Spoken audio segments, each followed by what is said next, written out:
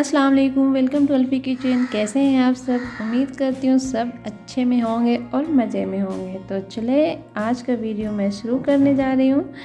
तो ये मेरी बेटी का बर्थडे का केक है। मैंने उसके शौक़ के हिसाब से बनाया था और इसमें बहुत सारी गड़बड़ हुई है, तो वो गड़बड़ आपको वीडियो के बीच में ही पता चलेगी। तो चलिए शुरू करते। जो गलतियाँ होंगी वो भी मैं बिल्कुल दिखाऊंगी कि मुझे कहाँ कहाँ गलती हुई। और ये केक ब्लैक एंड रेड है। जी हाँ, ये मैं 2 फ्लेवर में बना रही हूँ। ऊपर में ब्लैक चॉकलेट और नीचे में रेड वेलवेट। कुछ हुआ है ऐसा कि मैं रेड वेलवेट और चॉकलेट दोनों थोड़ा थोड़ा था, दोनों इकट्ठा ज़्यादा नहीं था कि मैं एक में बनाऊँ, मगर मैं सोची चलो 2 टियर बनाती हूँ और 2 अलग फ्लेवर का। तो उसके लिए मैंने यहाँ पे एक 7.5 इंच का और एक 5 इंच का केक टिन को चूज़ किया। और मैं ऊपर वाला जो चॉकलेट फ्लेवर है वो 1.5 कप ले रही हूँ, मतलब ½ kg। और नीचे वाला के लिए मैं लूँगी 2.5 कप। घर के लिए तो ज़्यादा हाइट नहीं चाहिए तो मैं थोड़ा सा ही ली हूँ। तो चलें, सबसे पहले मैंने चॉकलेट फ्लेवर जो था उसको बेक करने के लिए रख दिया सीम करके। और अब है रेड वेलवेट की बारी। तो रेड वेलवेट मैंने भी यहाँ पे 2.5 कप लिया। ज़्यादा केक मुझे नहीं चाहिए, बस हम घर वाले ही लोग थे तो मैं सोची चलो ज़्यादा नहीं बनाना है करके मैं बहुत थोड़ा ले रही थी।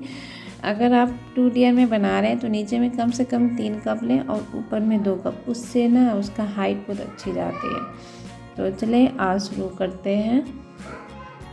सबसे पहले आपको रेड वेलवेट में वही करना है जो हम लोग हमेशा करते हैं। जितना कप प्री मिक्स होगा उतना टेबल स्पून हम लोग ऑयल डालेंगे या फिर बटर डालेंगे। बटर ग्राम से डालें तो ज़्यादा अच्छा होता है, या फिर घी डालना है। जैसे मैंने आज घी डाला है क्योंकि घर के लिए बना रही थी, तो चलो सोचो मैंने रिफाइंड ऑयल की जगह पे थोड़ा सा घी मिला दिया।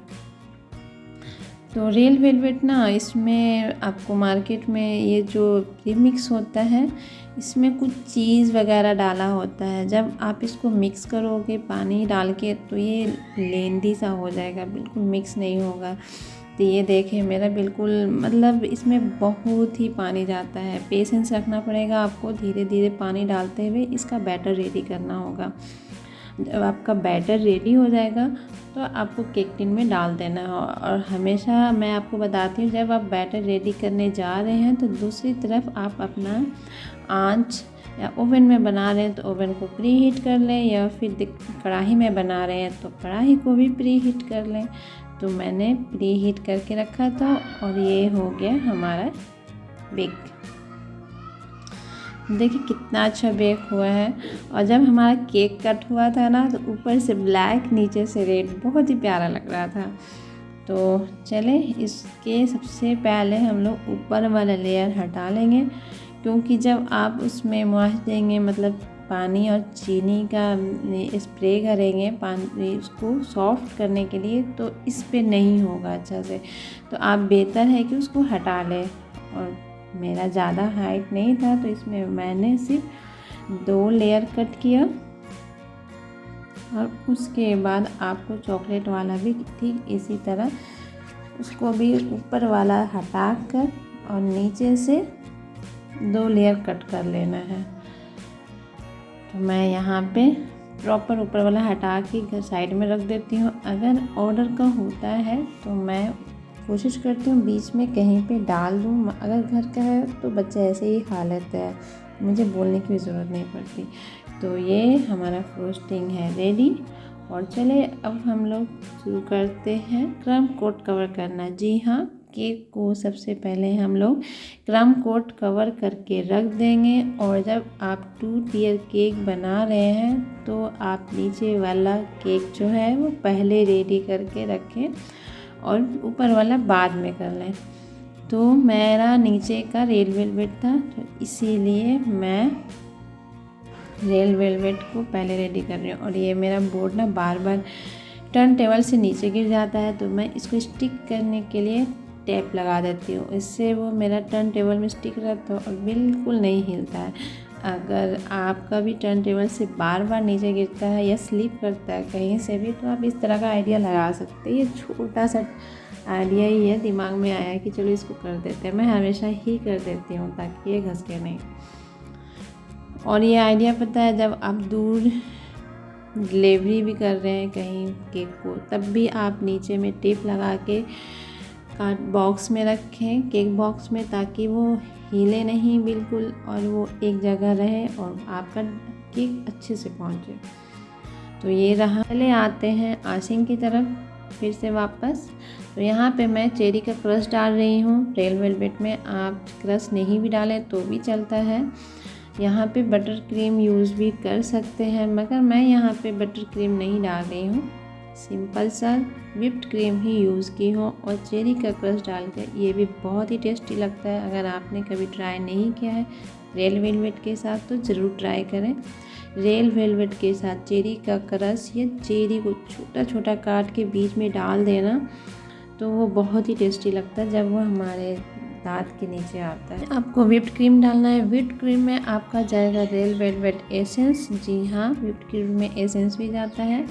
और ये मैं दूसरा क्रम रख दी। और ये आप सोच रहे हो मैंने क्रश किस चीज़ में रखा है, मैंने उसको नारियल की कटोरी में रखा है जिससे नारियल निकालते हैं। ये मेरा बेटा का आइडिया था, वो कह रहा था कि मम्मा आप ना इसमें रखो क्रश। तो चले ये मेरा हो गया क्रम कोट कवर। अब आते हैं हम लोग चॉकलेट की तरफ। तो चॉकलेट केक बनाने जा रहे हैं भाई, तो उसमें बिना गनाश का काम तो चलेगा नहीं। तो मैंने जल्दी जल्दी जाके किचन में गनाश बनाया। और गनाश के लिए आपको मेरे वीडियो चाहिए तो आप मेरा पिछला किसी भी केक का, चॉकलेट केक का देखेंगे तो उसमें मिल जाएगा गनाश। 2:1 का रेशियो होता है, जैसे कि 2 कप चॉकलेट और 1 कप क्रीम इसमें हम डालेंगे और बन जाता है हमारा गनाश रेडी। तो आप ना जब भी चॉकलेट केक बना रहे हैं तो गनाश ज़रूर डालें। गनाश से चॉकलेट केक का टेस्ट, अगर घर के लिए बना रहे तो ज़रूर डालें, क्योंकि ये टेस्ट को बहुत इन्हेंस करता है। तो ठीक है, इसी तरह मैंने दूसरा भी डाला और इसमें कुछ मैंने और भी कलाकारी दिखा दी। यहाँ पे मेरे कटोरे में बचे हुए थे रेड चेरी के क्रश, तो मैंने यहाँ पे सारा डाल दिया, सारा गनाश डाल दिया और चारों तरफ से क्रीम को कर दिया कवर। मतलब कि बीच में गनाश, रेड वेलवेट के जो भी सारा था बचा हुआ सब मैंने डाल दिया, क्योंकि वेस्ट ना हो करके अगर हम केक में डाल देते हैं तो यूज़ हो जाएगा और बाहर छोड़ दूँगी तो ये वेस्ट हो जाएगा। मैं कहीं छुट्टी जा रही थी इसलिए करके मैं सारा चीज़ ख़त्म कर रही थी बस। और इस तरह से मैं बीच में सारा डाल के और चारों तरफ से कवर कर दी और ऊपर से थोड़ा सा क्रीम का एक लेयर लगा दी। और इसमें ना बहुत बड़ा गड़बड़ हो गई थी। अब वो गड़बड़ आपको ना जब चॉकलेट केक की फिनिशिंग करूँगी ना तब पता चलेगी मेरी गड़बड़ कहाँ हुई थी। बहुत बड़ी गड़बड़ यार, मतलब क्या ही बोलूँ। मैं सोची क्या करूँ, फिर मेरे दिमाग में आइडिया आया तो मैं उसको सेट कर दी। तो चले वीडियो को स्किप ना करें ताकि आपको मेरी गड़बड़ जहाँ होती है या फिर आपसे होगी तो आपको पता चलेगा कि हम क्या कर सकते हैं। जब हम वीडियो देखते हैं तो हमें कुछ सीखने के लिए मिलता है। अगर आप स्किप कर कर के सीखेंगे तो आपको जो चीज़ें मिस हो जाएंगी वो आप सीख नहीं पाएंगे। हमें छोटी छोटी बातें ही याद रहती है। तो चले मैं अपना नीचे वाला फाइनल कर लेती और अब ऊपर वाला फाइनल कर रही हूँ। अब वो गड़बड़ क्या हुई थी वो अभी थोड़ी देर में पता चल जाएगी। और मैं यहाँ पे पाइपिंग बैग से ही काम कर रही हूँ, क्योंकि पाइपिंग बैग से काम करना आसान होता है। आप कभी भी काम करें पाइपिंग बैग से बहुत आसानी होती है। थोड़ी सी मेहनत करनी होती है हमें पाइपिंग बैग में क्रीम भरना, मगर जब आप उसको केक में डालते हैं ना तो बिल्कुल इवन एक साइज से हमारा क्रीम केक में जाता है। तो जी हाँ, अगर आप बिगनर्स हैं, नए नए हैं, सीख रहे हैं या फिर आप बहुत एक्सपर्ट हैं, फिर भी आप पाइपिंग बैग का ही यूज़ करें, बहुत ही आसानी होती है। मेरे लिए तो सच में बहुत ही आसानी होती है। तो ये हो गया हमारा।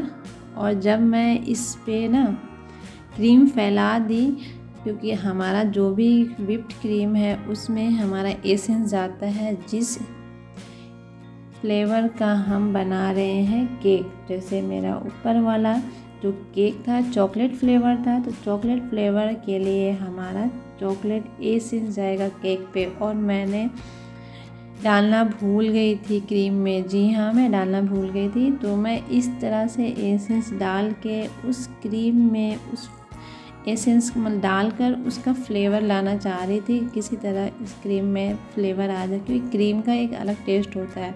अगर आप उसमें कोई एसेंस नहीं डालेंगे तो उसका टेस्ट, केक का टेस्ट अच्छा नहीं आएगा।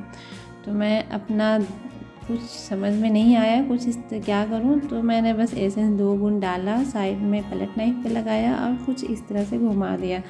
उससे क्या हुआ हमारा कि चारों तरफ जो है एसेंस क्रीम के ऊपर फैल गया और मुझे पता भी नहीं चला कि मैंने एसेंस क्रीम में नहीं डाला था। अगर आप भी भूल जाते हैं कुछ इस तरह एसेंस डालना है क्रीम में, तो आप बीच में भी डाल लें कुछ भी करके, क्योंकि केक का टेस्ट नहीं आना है। तो मेरा दोनों केक हो गया था रेडी और मैं कर रही हूँ एक केक को दूसरे ऊपर। तो मेरा ये काम बहुत आसान हो गया, फटाक से हो गया, क्योंकि मैं यहाँ पे कोई डॉवल्स नहीं ली रही थी, क्योंकि मेरा घर का केक था, कहीं जाना नहीं था। तो मैं यहाँ पे कोई डॉवल्स यूज़ नहीं की हूँ। अगर आपको किसी जगह भेजना है दूसरी जगह तो आपको डॉवल्स की ज़रूरत है। जी हाँ, आपको अगर नीचे या फिर बाइक पे भेजना है तो वहाँ डॉवल्स की बहुत ज़रूरत है, हमारा केक इधर उधर हो जाता है। तो मेरा केक हो गया फाइनल। बस मैं इसमें बॉर्डर डाल रही थी, तो बॉर्डर के लिए मैंने ना क्रीम में थोड़ा सा पिंक कलर डाल के और पाइपिंग बैग के चारों तरफ फैला दिया था और बीच में वाइट क्रीम डाल दिया। उससे क्या हुआ कि मेरा जो नोज़ल से फ्लावर जो बन के आ रहा है उसके चारों तरफ मेरा कलर है और बीच में वाइट है, मतलब इस पिंक का शेड है। और ये मेरी बेटी की फरमाइश थी कि आपको पिंक कलर का केक बनाना है। तो मैं पूरा तो नहीं बनाना चाह रही थी पिंक कलर का, मगर हाँ मैं शेड तो दे ही सकती हूँ, क्योंकि केक पे क्रीम जो जेल कलर होता है वो ज़्यादा ना खाए तो ज़्यादा बेहतर है। तो चलें, ये हमारा हो गया केक की बात ख़त्म। अब आते हैं फॉन्डेंट पे। तो फॉन्डेंट ये मेरा घर का बना हुआ फॉन्डेंट है, मैं खुद बनाती हूँ फॉन्डेंट और उसका टेस्ट सच में बहुत अच्छा होता है। मैं इसमें पिंक कलर डाल के और साइड में जो नीचे मैंने निकाला वो कॉर्नफ्लोर है।